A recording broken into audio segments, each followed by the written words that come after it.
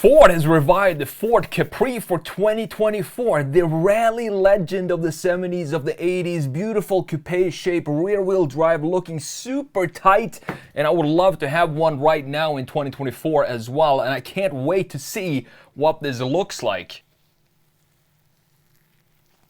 Okay, so it's not exactly what I was expecting, but at the same time, who am I kidding? I don't understand why car companies do this. Take legendary nameplates and bring it back in a completely different form. The people who had a connection to the original Capri, they're going to have zero connection to this, and they're just going to be mad at Ford now for putting the nameplate Capri onto this SUV Polestar 2, like, I'm not sure what to call this car. Overall, the design is not bad, but it becomes bad because of the nameplate. So what we're going to do in this video is have a look at this car from a front side and rear view, talk about this design. I mean, how often do you have a legendary, it can be whatever, a product, a movie, or a car, and you bring it back, and how often is that going to be a success? Very rarely. Top Gun Maverick is an exception to that. It's a fantastic movie. So before we jump into Photoshop here, let's have a look at this article from Car and Driver. Link down below. 2024 Ford Capri adds 2 doors and electric power. The 70s icon is back, though this time it's an electric crossover with 4 doors rather than a 2-door pony car for Europe. I mean, if they were to redesign and modernize the original 2-door pony car, which was the original Capri, I am almost certain it would sell more than this thing that we have right here. It's just an idea for me. If car companies took their old models, legendary models, and brought them back like Hyundai is starting to do a little bit right now, it's going to sell a lot more than just bringing out generic looking crossovers like we have here. The 2-door coupe, the 4 sold from the late 1960s through the mid 80s, returns as a mid-size electric crossover on the Volkswagen Group's MEB platform. The base car features a rear-wheel drive and a single electric motor generating 282 horsepower. Then you also have a dual motor all-wheel drive with 335 horsepower. Seems to be the standard with new crossover EVs these days. Just have a single motor rear-wheel drive or an all-wheel drive dual motor. The 2024 Capri is a mid-size electric crossover, as I said, built on the MEB platform, along with the Europe market Explorer EV as well. It's not particularly engaging to look at, nor is it offensive. And this, go watch my video called Car Design is Dead. If you want a deep dive into why design is dead today in 2024, specifically car design, go and watch that video. I don't think you're gonna regret it, and I want to hear your opinion about that. I'm gonna link that specific video down in the description. How design has morphed into, I say this in that video, to not be offensive in any way. We can't offend anybody today. Everything has to be bland and generic, and this is a good example of that in car design. From a side profile, the flat roof and angular hips are highly reminiscent of the Polestar 2 sedan. It looks like they were, peeking over to the designers of the Polestar. Just check it out, the Polestar 2, and took some inspiration from the rear end, because this is specifically the rear hip here and the C-pillar, or C-pillar in this case, look very much Polestar-like. More on that when we look at the side view. 2 models, as I said, and they both will be called Extended Range, which is interesting to name both of them that. You have the base 282 horsepower with 390 miles of range and a 77 kilowatt hour battery pack. And then you have the premium version with 335 horsepower. Range drops to 368 miles. Still not bad when it comes to range. 0 to 60, 6.4 for the single motor and 5.3 for the dual motor. You have 19 wheels, so you can go up to 21s. It doesn't matter what trim you choose here. If I'm gonna buy this car, I'm gonna go for the 21 inches and just at least have the wheels look great on my new 2024 Ford Capri. The interior takes a lot of inspiration from the Explorer EV. A 14.6-inch vertical touchscreen slides to reveal a secret storage compartment with the front armrest. We won't get this Capri stateside. Totally fine with that. I don't want to have this here. As I said, I wish they just would have brought a Ford Capri sports car over here with a manual transmission, a 2-liter 4-cylinder, maybe a turbo in there.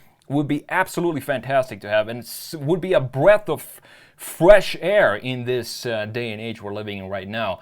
The pricing for the standard model starts at $731 going up to $67,000. They're not cheap cars anymore, these Capri. So let's have a look at this design, because as I said, if I just look at the design itself, it doesn't look bad. The front end looks like a Honda Civic Type R a little bit, with the positioning of the headlight and the black graphic that we have connecting the headlights. So you can see that right here. This is what I'm talking about when it comes to Honda Civic style. We have this nose sticking out here with the body color, and then going up in this area, creating a black sort of mask for the top graphics. It looks pretty good. We have these daytime light reminiscent of Porsche's 4 LED bars, like we have in modern Porsches as well. We have a nice chamfer down here at the bottom, cutting into the bodywork. Very simplistic, as I said. You can't offend anybody, so you got to keep it very, very simple when it comes to the design. We have a nice chamfer down here at the bottom. As I said, I'm not, against this design at all. I think it looks like it's nothing wrong with the design. It's not exciting for sure. It's just it seems like a mix of Honda, Volvo, and I don't really see a lot of Ford in here at all. I do like the wheel design. These are probably the 21-inch wheels here. I don't think we can see that on the tire. And we have the grill at the bottom. This being an EV, we need to cool the battery, so the grill opening sits all the way down here. But I do like that we have a clear separation between the top half and the lower half, something that we rarely see today by having a sort of a bumper in the middle. And I also like that they put the model name here, but I do wish it was named something else, of course. Now, looking at the side view here, if this doesn't scream Polestar to you, I don't know, how you can't see that, because this is clearly Polestar to me.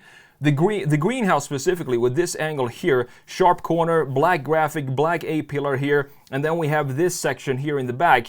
This is a little bit more rounded than what we have in Polestar, but this line right here, and how this goes straight and then dips down in the rear end, this area, if we zoom in on this definitely looks like a Polestar 2 to me. Almost identical design to the Polestar. Nothing wrong with that, but again, it doesn't feel like Ford at all. It feels like, I don't know what to point to in this design that would be Ford, in my opinion. And then you can see, being this crossover, we need to have some black plastic going around the wheel arches, and also have the black plastic down here where the battery sits to carve out some of this volume. Otherwise, it's going to look more like an SUV.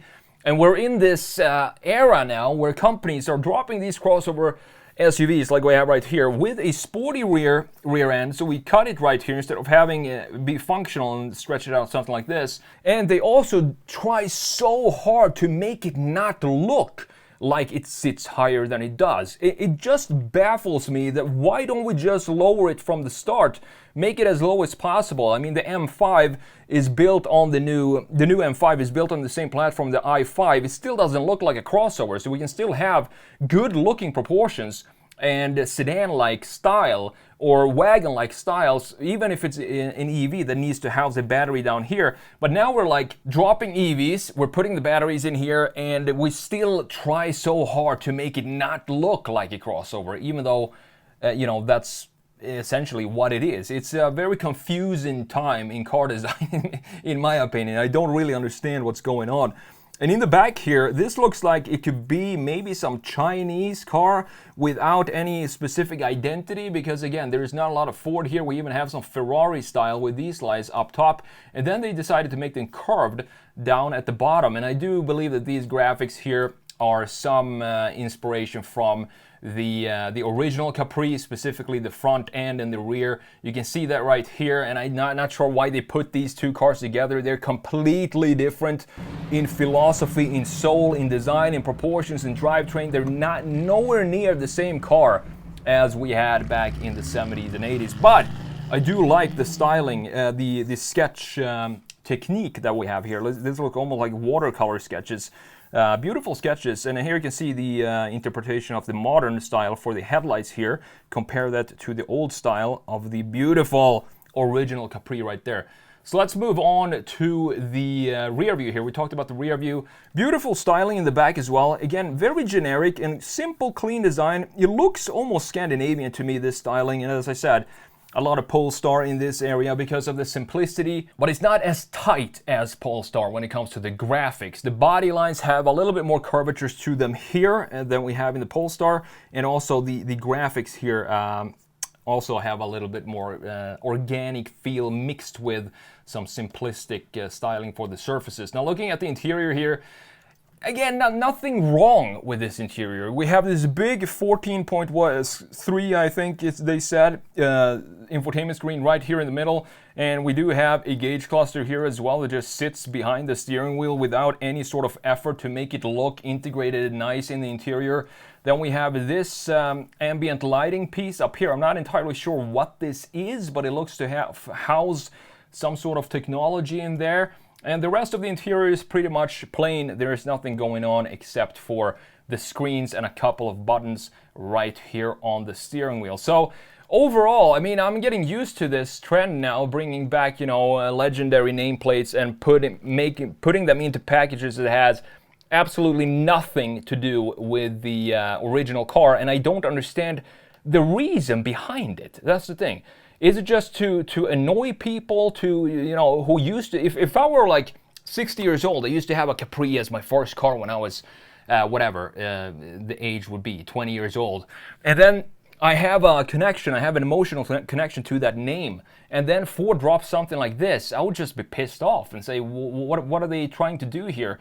Is this what the new generation would think the old Capri would be like? It just doesn't make sense to me. But overall, as I said, this design, there's nothing wrong with this design. It doesn't feel Ford at all to me, but at the same time, it looks pretty clean to me. And honestly, I don't really care that this is not coming to the United States.